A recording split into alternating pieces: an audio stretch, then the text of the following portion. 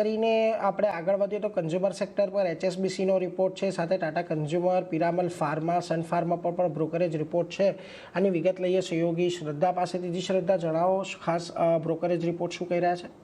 જી good morning. સૌથી પહેલાં consumer સેક્ટરની વાત કરીએ તો HSBCનો રિપોર્ટ છે. તેઓને લાગી રહ્યું છે કે અહીંથી કન્ઝ્યુમર સેક્ટર રિકવર થતું જોવા મળી શકે છે. એક સારો સપોર્ટ, આવકવેરામાં વધારો અને GST દરમાં જે ઘટાડો થયો છે તેના લીધે રિકવરી આવી શકે છે આવનારા સમયમાં. GST ઘટાડાને ધ્યાનમાં રાખીને અનુમાનોમાં તેઓએ સુધાર કર્યો છે.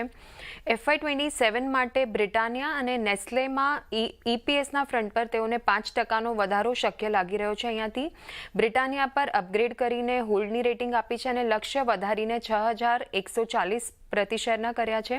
નેસ્લે પર અપગ્રેડ કરીને હોલ્ડની રેટિંગ આપી છે અને લક્ષ્ય વધારીને 1270 પ્રતિ શેરના કર્યા છે. મેરિકો પર તેઓની ખરીદારીની સલાહ છે અને લક્ષ્ય છે 870 પર શેર.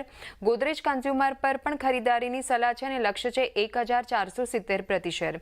ત્યારબાદ ટાટા કન્ઝ્યુમર પર ગોલ્ડમેન સેશનો રિપોર્ટ છે. તેઓએ ખરીદારીની સલાહ આપી છે અને લક્ષ્ય આપ્યા છે 1290 પર શેર.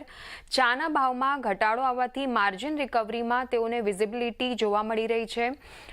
GST ટ્રાન્ઝિશન જે થયું છે તેના લીધે નુકસાન જે છે તે મર્યાદિત થતું જોવા મળશે. કોર બિઝનેસમાં પણ ગ્રોથની અપેક્ષા છે અને કોફીના ભાવમાં રિકવરીના કારણે નોન બ્રાન્ડેડ બિઝનેસ છે જે કંપનીનો તેના માર્જિનને સપોર્ટ મળતો જોવા મળશે. ત્યારબાદ પિરામલ ફાર્મા પર ઇન્ક્રેડનો રિપોર્ટ છે. ઇનિશિએટ કરીને તેઓએ એડ કરવાની સલાહ આપી છે અને લક્ષ્ય છે 276 પર શેરના. ડાયવર્સિફાઈડ 3 એન્જિન મોડેલ ચલાવે છે કંપની અને તે છે CDMO, CHG અને PCH. સાથે જ યુએસમાં જે ક્ષમતા વિસ્તરણ ચાલુ છે કંપનીનું અને કંપનીનો જે CHG બિઝનેસ છે તે કેશ રીચ છે અને ડિફેન્સિબલ ફ્રેન્ચાઇઝી ધરાવે છે.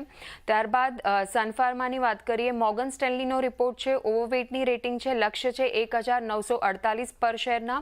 ભારતમાં સેમાગ્લુટાઇડ એટલે કે GPL1 ઇન્જેક્ટેબલને બજારમાં પ્રવેશ માટે કંપનીની તૈયારી ચાલી રહી છે. એટલે જો આ બધા રિપોર્ટ્સ છે જેના પર ખાસ કરીને આજે નજર રાખીશું, પિરામલ ફાર્મા, સન ફાર્મા, એના પર. આભાર શ્રદ્ધા, અમારી સાથે જોડાઈને આ સમગ્ર વિગત આપવા માટે. તો જો આજના દિવસ